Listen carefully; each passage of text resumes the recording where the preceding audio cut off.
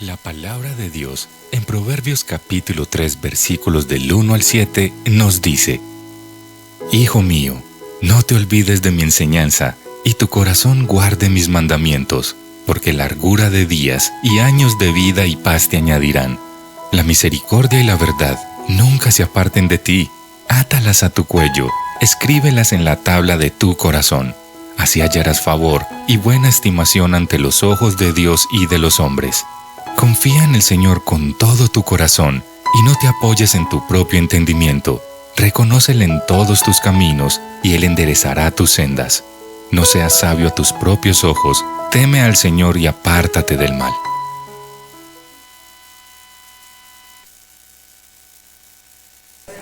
Buenos días. Eso, ahora sí. Eso, ¿qué? ¿Volumen? Listo. Eso. Hermanos, muy buenos días, ¿cómo están? Bien. Samuel, ¿cómo estás? Bien, ¿allá están escuchando bien? Sí, excelente, eso sí, gracias hermanos. Bueno hermanos, qué especial volver a reunirnos, a congregarnos, a cantar juntos. Y quiero invitarte para que tomemos este momento para orar, ¿sí? Pidamos al Señor que Él nos bendiga en este tiempo de la exposición de su palabra. Oremos al Señor.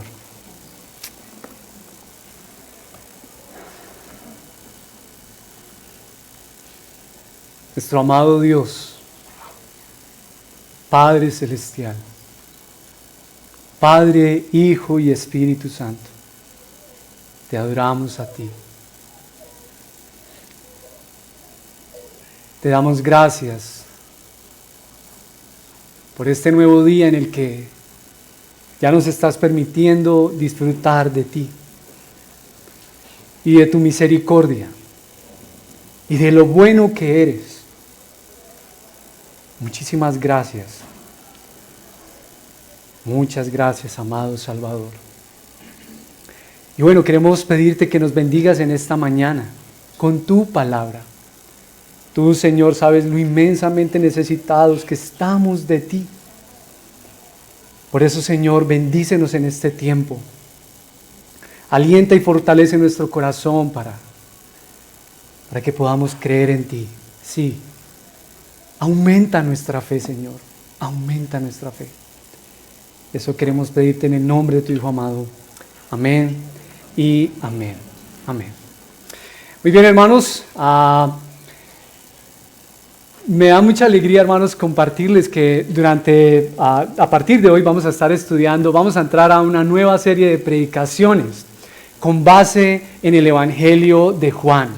Con base en el Evangelio de Juan. Y antes de que de pronto se comparta la imagen, yo quisiera preguntarle cuántos de ustedes de pronto han tenido la oportunidad de tener que estar pendiente de una serie de señales de tránsito, porque te dieron una dirección o porque te dijeron, bueno, tiene que ir a tal lado y tú tienes que ir pendiente de las señales de tránsito. ¿A cuántos han tenido esa experiencia? Bien sea que de pronto también en Waze o en el Google Maps, y tú tienes que, bueno, en 300 metros gira a la derecha. ¿Cierto? O algo por... Mantente a la izquierda. Me dicen aquí que tengo voz para Waze. Bueno, en fin. ¿Cierto? En la rotonda toma la segunda salida, etcétera. ¿Cuál es la segunda? Sí, algunos, ¿cuál es? En fin, diferentes señales de tránsito. Por ejemplo, ¿qué señales de tránsito tú recuerdas que para ti son como muy importantes? O, bueno, no sé, ¿qué señales de tránsito hay? A ver. El no parquear, por ejemplo, el prohibido parquear, los giros prohibidos, el rojo de parar, ¿sí? ¿Alguna otra? Las fotomultas. El amarillo de seguir. Se da el paso. En fin, diferentes trabajadores en la FIA, diferentes señales de tránsito que tienen la intención de guiarnos, ¿cierto?, por el camino, de guiarnos para poder llegar a un destino. Y bueno, muchas veces uno será que está muy atento a las señales, ¿o qué? ¿Tú qué dirías? No, la verdad no, uno muchas veces, cuando es que de pronto uno va con una acompañante, pero no se dio cuenta que allí decía que girar, en fin. Muchas veces uno no está pendiente de esas señales Pero bueno, hermanos, vamos hoy a mirar a la luz del Evangelio de Juan algunas señales para creer. Algunas señales para creer. Y que el Señor nos bendiga, dándonos eso, la atención que necesitamos para estar atentos, valga la redundancia, a esas señales. ¿Y para qué? Y bueno, hemos titulado esta serie, Para que al creer tengas vida. Serie de predicaciones con base en el Evangelio de Juan y reflexiones sobre la Trinidad. Y bueno, como ustedes pueden ver, ¿no? Hay esas señales que tienen la intención de guiarnos, para que al creer tengas vida. Y bueno, puntualmente el texto que vamos a ver en el día de hoy, en esta mañana, se encuentra justo después de la resurrección de Jesús. Ustedes saben, el Evangelio de Juan normalmente cómo comienza. ¿Algunos de ustedes lo recuerdan? Que en el principio era el verbo, Bueno, pero hoy quiero invitarlos a que comencemos, pero por el final del Evangelio. Vamos a ver por qué. ¿Por qué será? Y recordemos, el texto que vamos a ver en esta mañana se encuentra justo después de la resurrección de Jesús. Era un domingo y dice el texto que aún estaba oscuro, cuando María Magdalena y posteriormente Pedro y Juan habían ido al sepulcro y no habían encontrado allí el cuerpo de Jesús. Y Juan, al ver en el sepulcro tan solo las envolturas de lino, dice el texto que vio esto y creyó, porque no habían entendido aún la Escritura que Jesús debía de resucitar de entre los muertos. Y después de eso, bueno, Jesús se aparece a María y ella lo reconoce como su maestro. Y quiero invitarlos entonces para que vayamos al Evangelio de Juan, capítulo 20. Capítulo 20 del versículo 19 al 31. Señales para creer. Señales para creer. Y dice así el texto. Juan capítulo 20, versículo 19. Al atardecer de aquel día, el primero de la semana, y estando cerradas las puertas del lugar donde los discípulos se encontraban por miedo a los judíos, Jesús vino y se puso en medio de ellos y les dijo: paz a ustedes. Y diciendo esto, les mostró las manos y el costado. Entonces los discípulos se regocijaron al ver al Señor. Jesús les dijo otra vez: paz a ustedes. Como el Padre me ha enviado, así también yo los envío. Después de decir esto, sopló sobre ellos y les dijo: reciban el Espíritu Santo. A quienes perdonen los pecados, estos les son perdonados. A quienes retengan los pecados, estos les son retenidos. Tomás, uno de los 12, llamado el Dídimo o gemelo, no estaba con ellos cuando Jesús vino. Entonces los otros discípulos le decían: hemos visto al Señor. Pero él les dijo: si no veo en sus manos la señal de los clavos, y meto el dedo en el lugar de los clavos, y pongo la mano en su costado, no creeré. 8 días después, sus discípulos estaban otra vez dentro, y Tomás con ellos. Estando las puertas cerradas, Jesús vino y se puso en medio de ellos y dijo: paz a ustedes. Luego dijo a Tomás: acerca aquí tu dedo y mira mis manos. Extiende aquí tu mano y métela en mi costado. Y no seas incrédulo, sino creyente. Señor mío y Dios mío, le dijo Tomás. Jesús le dijo: porque me has visto, has creído. Dichosos los que no vieron y sin embargo creyeron. Y muchas otras señales hizo también Jesús en presencia de sus discípulos, que no están escritas en este libro. Pero estas se han escrito para que ustedes crean que Jesús es el Cristo, el Hijo de Dios, y para que al creer tengan vida en su nombre. Amén. Qué belleza es la palabra del Señor. Muy bien, hermanos, señales para creer. Vamos a ver esta enseñanza a la luz de 3 puntos. El primer punto de ellos es paz. Paz. Bueno, ¿qué estaba pasando con los discípulos? A ver, ahí desde cuando comenzamos en el versículo 19, ¿qué estaba pasando con ellos? ¿Cómo estaban? ¿Dónde estaban? Bueno, y puntualmente, ¿cómo dice el texto? Puntualmente, ¿qué dice el texto? Sí. Y que estaban las puertas cerradas. ¿Y que por qué pues, parece ser estaban las puertas cerradas? Ya alguien lo dijo ahí, por miedo. ¿Y por miedo a quién? Por miedo a los judíos. Tenían miedo a los judíos.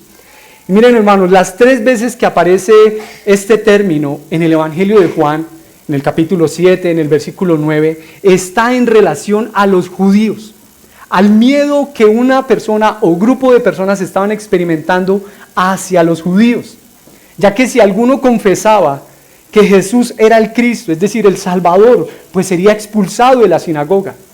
Y en el caso de los discípulos, ya habían visto cómo habían llevado a su Señor, ¿a dónde? A la cruz, a la muerte. Así que pues bueno, ellos no estaban tan lejos de que les pasara lo mismo, ¿no? La muerte. Y pues ahí está el miedo, puertas cerradas. El miedo de ser expulsado de una comunidad.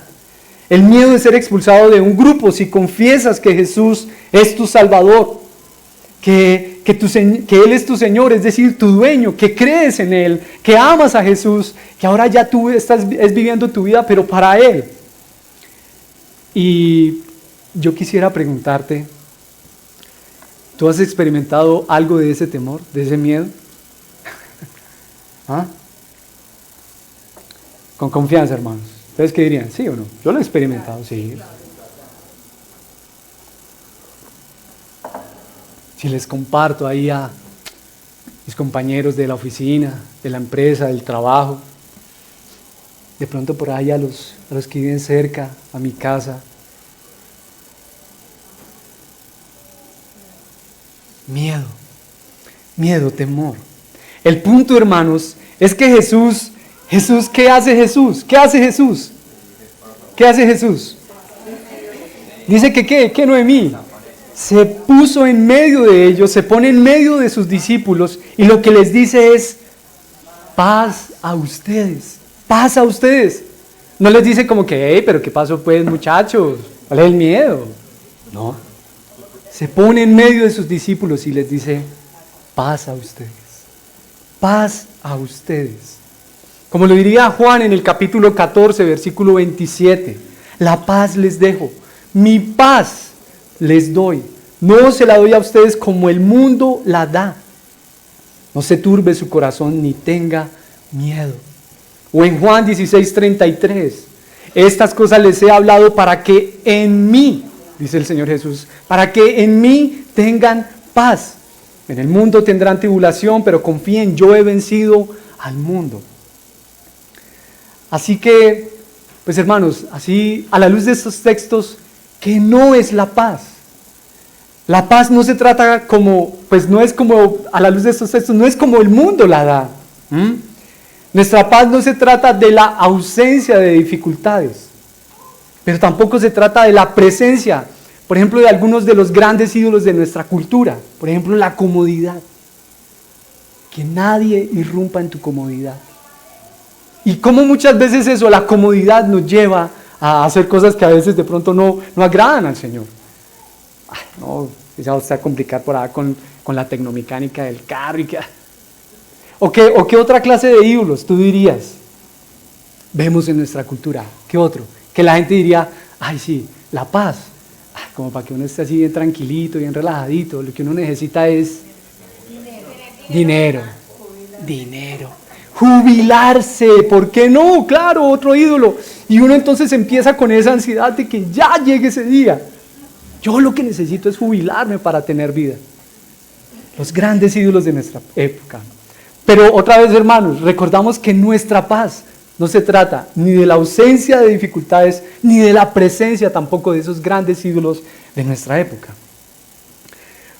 O como también se lo dijo Jesús a sus discípulos ahí, como lo acabamos de ver en Juan 14, 27. Mi paz les doy, mi paz les doy. Es la paz de Él. Es la paz de Él. Nuestra paz, hermanos, se trata es de una persona, de Cristo, de estar con Él, de su presencia en medio nuestro, así como su presencia vino a estar en medio de sus discípulos. De escuchar sus palabras, de disfrutar de Él en medio de esa relación a la cual Él nos llama y que ha descrito de diversas maneras a lo largo del Evangelio de Juan, como la relación que tiene la vid, el tronco con la rama, ¿lo recuerdas en Juan 15? O como la relación que tienen las ovejas con su buen pastor, que Él las cuida, que Él las alimenta, que nadie se las va a arrebatar de la mano de Él. ¡Ay! Esa seguridad que le da Cristo a sus hijos. ¡Qué belleza lo que es el Señor! Es decir, hermanos, todo lo que requerimos para la vida y para la muerte está en Cristo. Y solo en Él. Él mismo es nuestra paz. Jesús. Y bueno, ¿qué es lo que hace la presencia de Cristo en medio de sus discípulos? ¿Qué le pasa a sus discípulos? A ver, ¿qué dice el texto? ¿Qué dice el texto? ¿Qué le pasa a los discípulos? Se alegran, se regocijan, lo dice el texto, ¿no? Entonces los discípulos se regocijaron. Ay, como un gozo tan profundo de ver al Señor. ¿Alguna vez te ha pasado eso? Que de pronto algún familiar, algún amigo de hace muchos años llegó y te visitó y, ay, ese gozo, esa alegría de verlo, de ver a su Señor. Su miedo se transforma en gozo, en alegría. Y hermano, ¿cómo no la presencia de Cristo? Claro.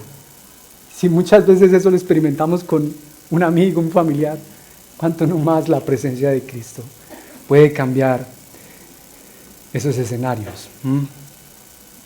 Cuando de alguna manera, hermanos, como que nosotros empezamos a querer encontrar el gozo de nuestras vidas, pero como en esos discursos, en esos caminos que el mundo dice, es por ahí la jubilación. Es por ahí el dinero, hermano, hágale.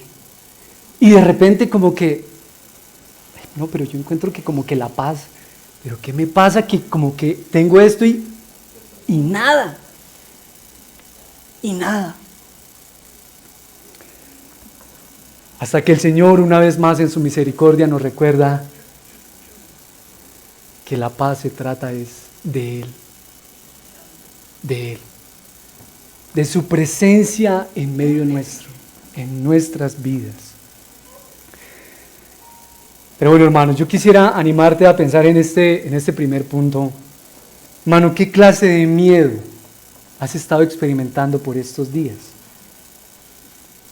¿Qué clase de miedo nos ha tenido como encerrados? ¿Por qué no? Tal vez como le estaba sucediendo a los discípulos. De pronto no tras unas puertas literales, pero sí como que aisladitos. Tal vez encerrados en, ¿por qué no decirlo? Sí, pronto aquí en redes y ahí encerradito. Ahí quietico, encerrado ahí. ¿Qué clase de miedo te ha tenido así, hermano? ¿Alguno? Sí, ¿será que sí? Con confianza. A mí me ha pasado, sí.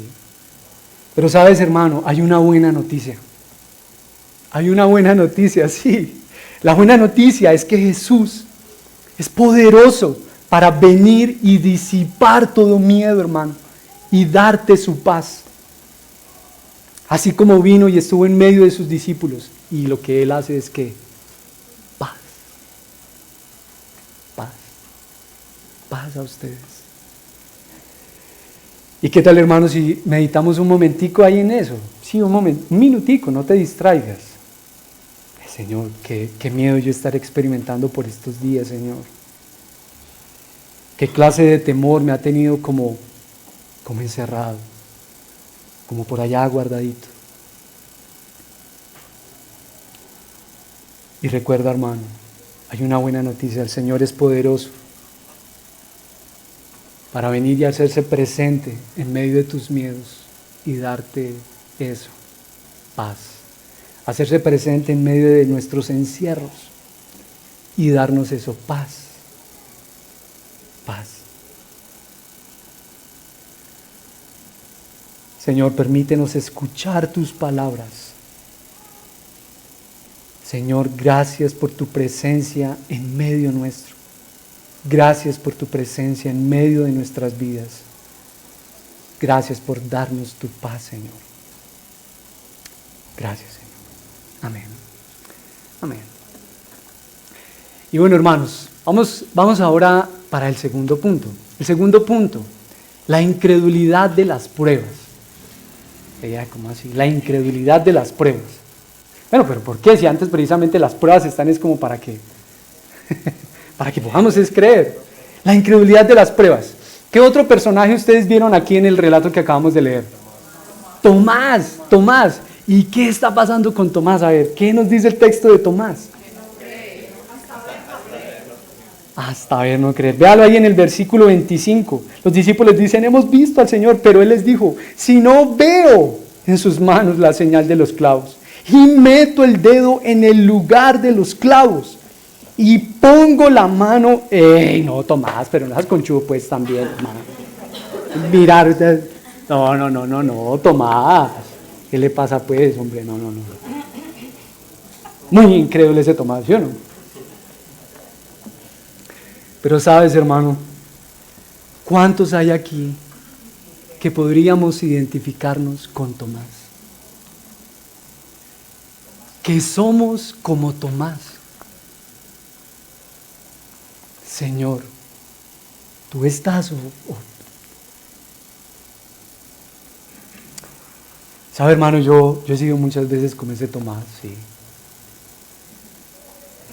Cuando queremos tentar a Dios, cuando el hombre quiere tentar a Dios, ¿cómo así que tentar a Dios? Bueno, pues los que quieren pruebas tientan a Dios, ¿sí? ¿Cómo así?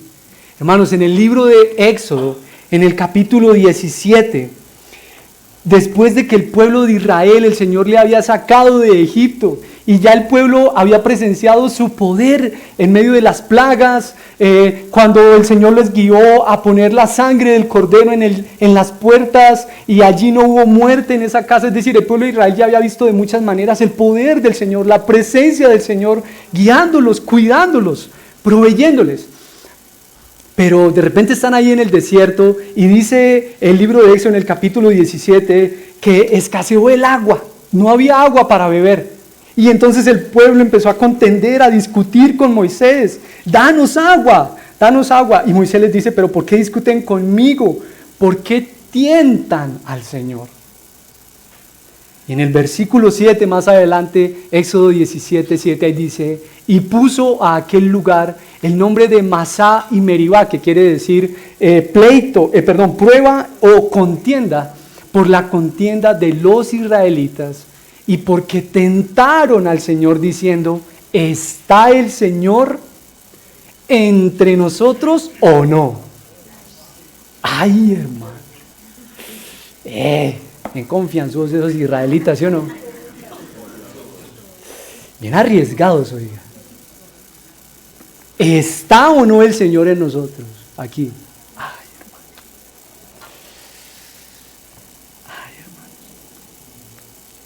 hermano.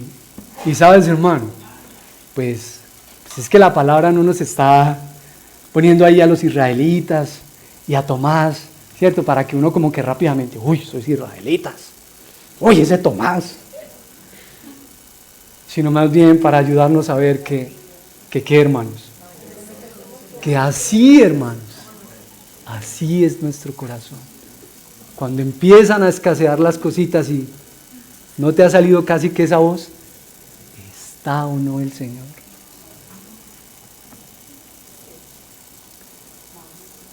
Pero bueno, ¿el Señor acabó con Israel o qué? ¿Acabó con Tomás? No. Ay, hermanos, qué misericordia tan inmensa.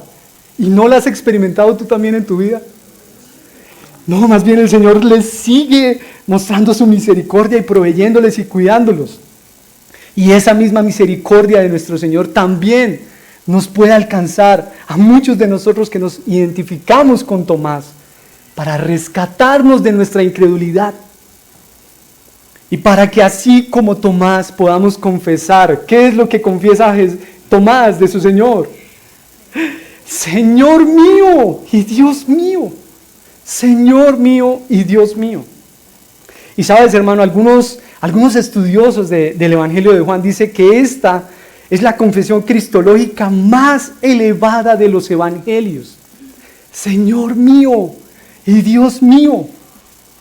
Y hermanos, de una manera muy resumida y muy somera, ¿qué quiere decir Señor? Cuando nosotros le decimos, tú eres el Señor de mi vida. Bueno, pues el nombre de por sí tiene un significado muy amplio, pero quiere decir que Él es el soberano, que Él es nuestro amo, que Él es el dueño, que Él es el rey. Y la palabra Dios, entre otras cosas, quiere decir que Él es el creador de todas las cosas, el dueño de todas las cosas.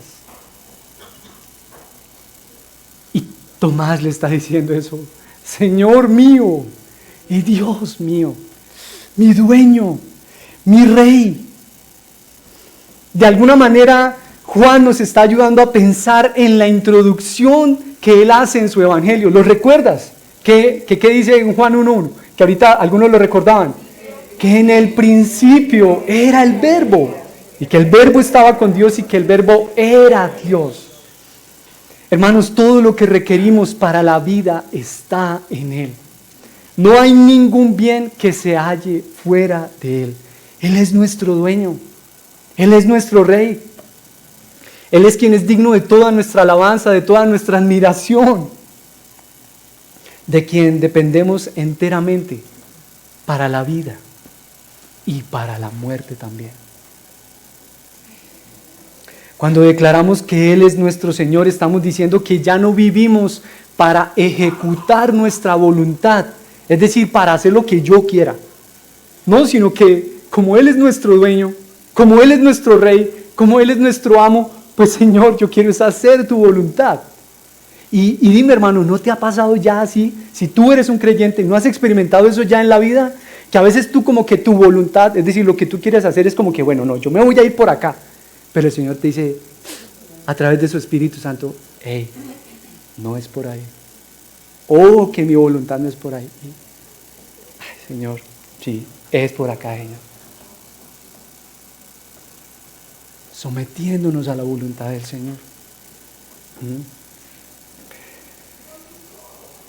Hermano, y si hallas que tal vez te está haciendo desafiante someterte a la voluntad del Señor, ánimo, ánimo, cobra ánimo en el Señor, porque Él seguirá insistiendo en guiarte a hacer su voluntad, a que escuche su voz y a que podamos llegar a declarar como lo dice el Salmo 48. Ay, mi hermano, mire, me deleito en hacer tu voluntad, Dios mío. Tu ley está dentro de mi corazón.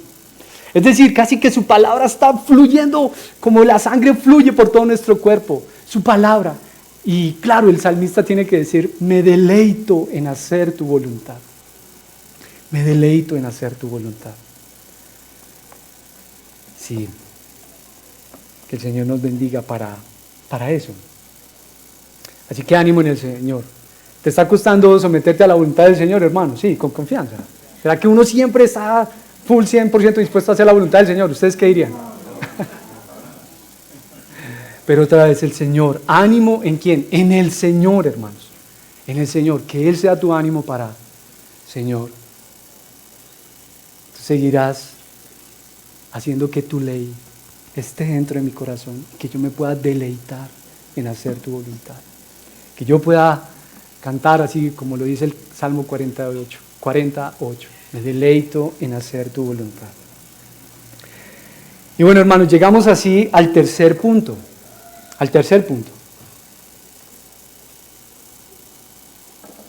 El doble propósito.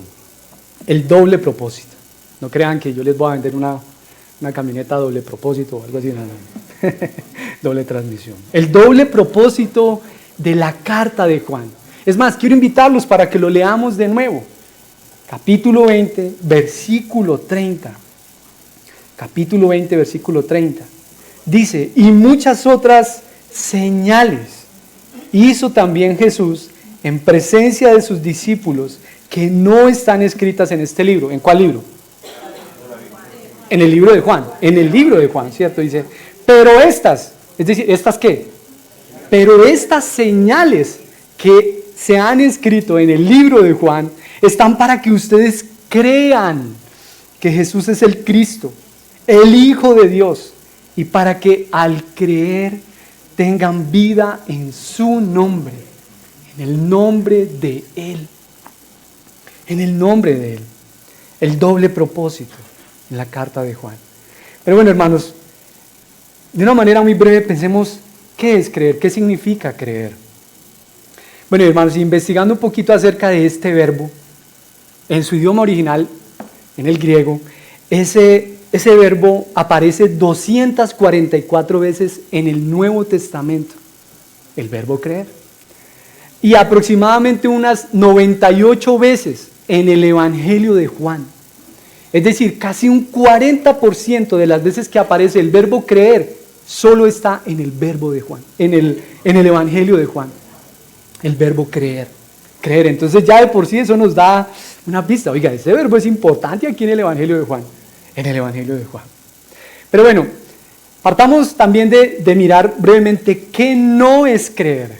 ¿Qué no es creer, hermanos? No se trata como de una fuerza que hacemos en la mente y en la cabeza, decir, lo creo, ¿sí? No se trata de eso. Tampoco se trata de una mera información o como de datos que uno tiene en la cabeza, ¿sí? Bueno, no, yo sé que Dios, sí, Jesús nació en Belén, y que el Espíritu Santo y bueno, el Padre, etcétera, etcétera, meramente como datos que se tienen acerca de Él, ¿sí?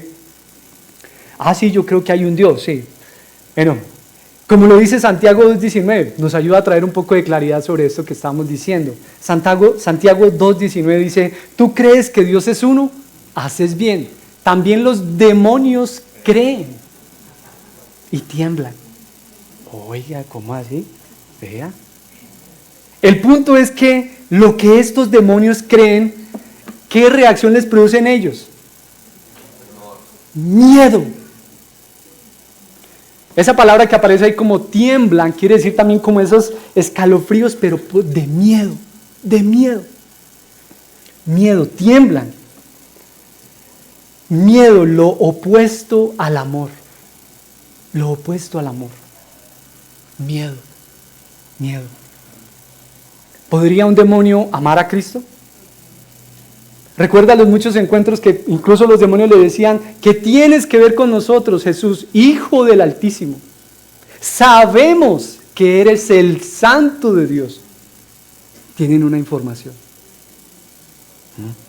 Bueno, ahí para que nos siga ayudando a traer claridad de qué es eso de creer. Entonces, a manera muy, muy sencilla, hermanos, ¿qué es creer en Jesús? ¿Qué es creer en Jesús?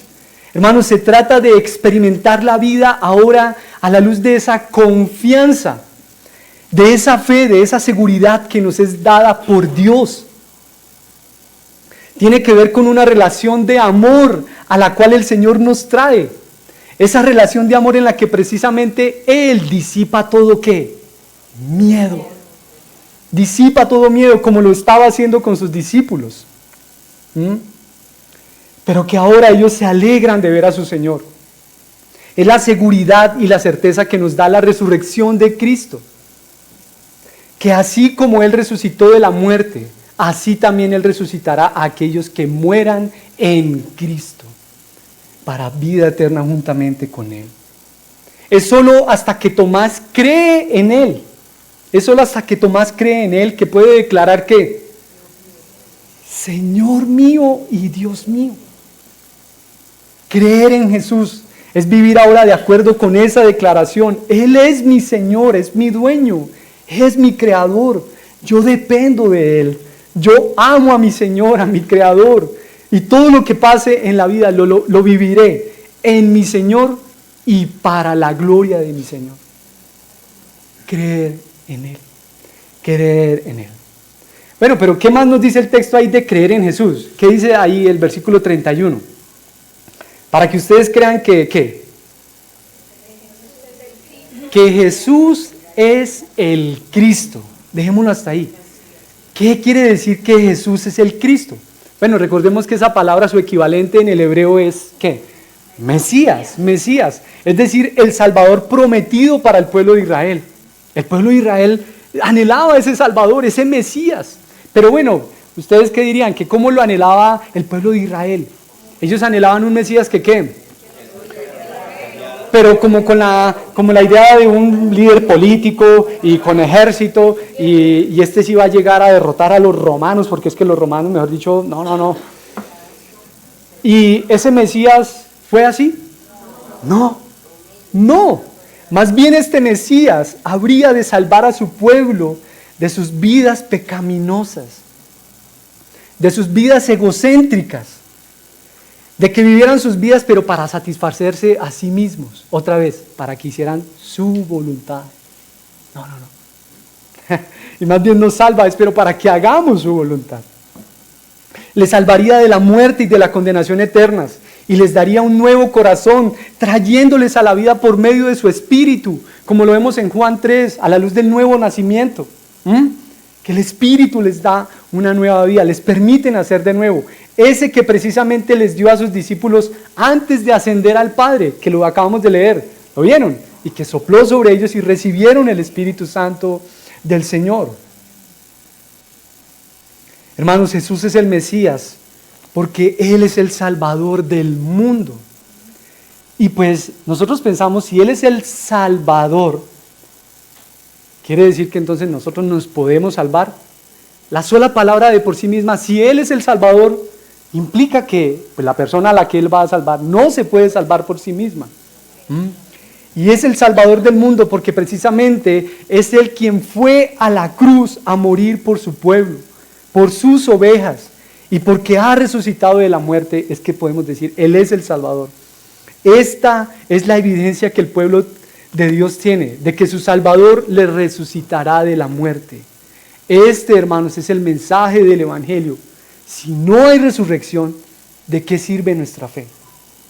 ¿De qué? Es pura palabrería. Como lo diría precisamente la primera carta a los Corintios en el capítulo 15, versículo 13, miremoslo ahí en pantalla. Si no hay resurrección de muertos, entonces ni siquiera Cristo ha resucitado. ¿Y qué pasa? Pues si Cristo no ha resucitado, vana es nuestra predicación y vana también la fe de ustedes. De allí que decimos, este es el Evangelio, esta es nuestra fe, que así como Él resucitó, así nosotros, Él también nos va a resucitar juntamente con Él. Pero bueno, también después de decir, para que ustedes crean que Jesús es el Cristo, ¿qué dice el texto? Para que ustedes crean que Jesús es el Cristo, el Hijo de Dios. El Hijo de Dios. Ahora, ¿qué implica creer en que Jesús es el Hijo de Dios?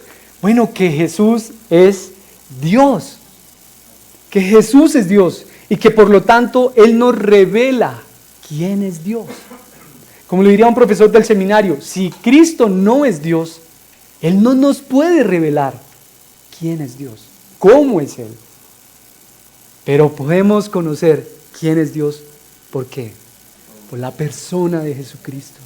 Porque Él es Dios. Quien ha sido enviado por el Padre a salvar lo que se había perdido. Y que este Dios es Padre, es Hijo y es Espíritu Santo. ¿Lo viste ahí nada más solamente en este texto? El Padre, el Espíritu Santo. Y nosotros, hermanos, descansamos en que si hemos llegado a creer en el Hijo de Dios, es porque así Dios nos lo ha revelado. Como precisamente le sucedió a Pedro en el Evangelio de Mateo, cuando el Señor le dice a Pedro, le pregunta a Pedro, bueno, ¿y tú qué dices? ¿Que quién soy yo? Y él le dice, tú eres el Cristo, el Hijo del Dios viviente. Y el Señor Jesús le dice, esto no te lo reveló ¿qué? Esto no te lo reveló carne ni sangre. Es decir, no lo reveló pronto ni José, ni Parme, ni Mateo, no, sino mi Padre que está en los cielos. Mi Padre que está en los cielos. Es decir, hermano, la base de nuestra fe no se trata como que de una fuerza mental. La base de nuestra fe no puede ser la arqueología, hermanos. No. Ay, tú entonces crees porque, uy, no, es que la arqueología, el arqueólogo dijo esto. ¿Y qué pasaría cuando ya la arqueología no pueda responder algunas preguntas de la fe? La base de nuestra fe es Dios mismo, hermanos. Él es evidencia suficiente. Él mismo. Él es el autor de nuestra fe. O como lo vimos en Pedro, es Él más bien quien viene y nos revela quién es Él. ¿Quién es Él? Y bueno, finaliza el Evangelio con ese doble propósito del Evangelio de Juan. ¿Qué más dice el Evangelio de Juan? ¿Para qué es que se han escrito eso? Para que al creer tengan vida eterna en su nombre, en el nombre de Él. Vida, vida. Esa vida se trata es de quién, hermanos? De Él. De Él. Si una rama no permanece adherida al tronco, ¿puede dar vida? ¿Puede dar fruto? No. El hambre y la sed que experimentamos en la vida de poder ser saciados, de que algo nos llene, se halla es en Cristo. El pan de vida precisamente, el pan del cielo, como Él mismo lo dice en el Evangelio de Juan, el agua viva. O como lo diría Juan 6:35, yo soy el pan de la vida, el que viene a mí no tendrá hambre, y el que cree en mí nunca tendrá sed. ¡Qué belleza! Hermanos, no hay vida sin Cristo. No hay vida sin Cristo. ¿Por qué? Porque la vida se trata es de ¿quién? De Él. De Él. De Él.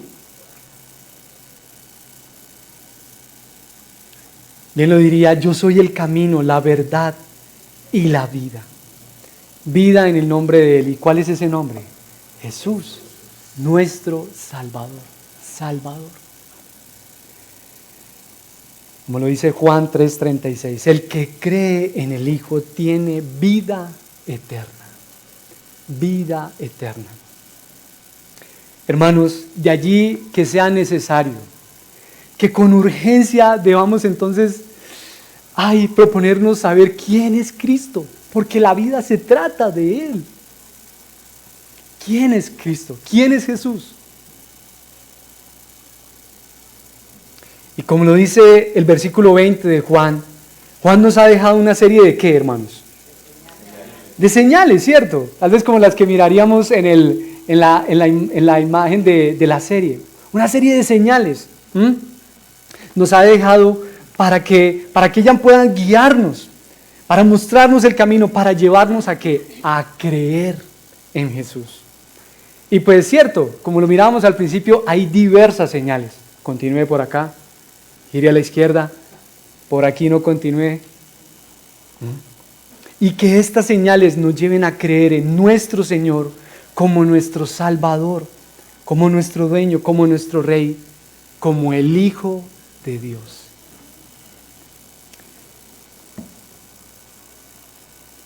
Hermanos, yo quiero invitarte para que oremos. Oremos para que el Señor nos dé la agudeza visual.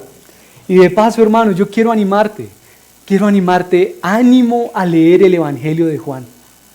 Lee el Evangelio de Juan. Y mientras tú vas leyendo el Evangelio de Juan, tal vez quiero animarte a que puedas estar pendiente de qué señales ahí hay en el Evangelio de Juan que te están diciendo, Él es tu Señor. Él es tu dueño. Él es el Hijo de Dios.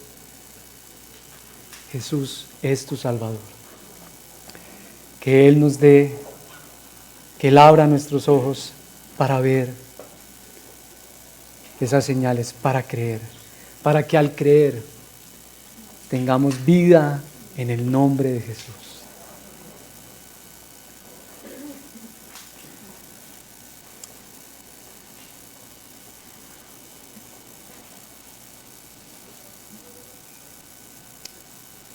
Precioso Salvador, misericordioso Dios,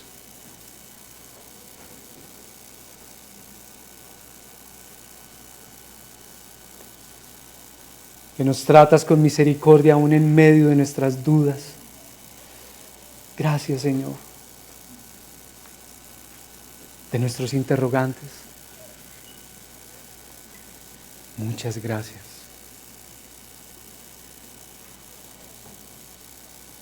Gracias por tu Hijo. Gracias por Jesús. Gracias, como lo dice Tomás, Señor mío y Dios mío. Te adoramos. Te damos gracias porque nos has traído a este camino de la fe. Y Señor, gracias porque tú asegurarás, tú insistirás, Señor, en que veamos esas señales. Abre nuestros ojos, como lo diría el salmista, abre nuestros ojos para que veamos la maravilla de tu ley. Anímanos, Señor, en nuestra lectura del Evangelio de Juan. Aumenta nuestra fe, Señor. Aumenta nuestra fe. Gracias por tu misericordia y tu gracia, que es suficiente para sostenernos aún en medio de nuestras preguntas, Señor, de nuestras inquietudes, de las ocasiones en las que te hemos tentado, Señor.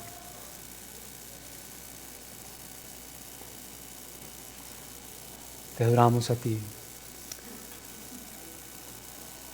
Bendícenos, Señor. Gracias por tu presencia en medio nuestro. Gracias por darnos tu paz, por disipar todo miedo y todo temor. Gracias, Señor. Que bendito sea tu nombre. Amén.